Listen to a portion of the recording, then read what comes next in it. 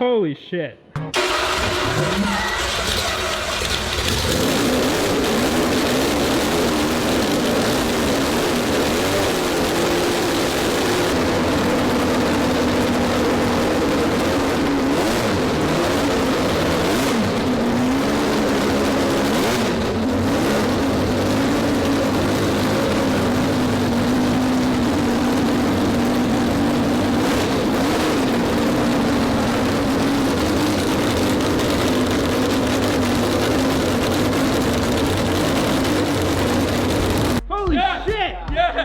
Holy shit! It idled and everything! Idled and everything.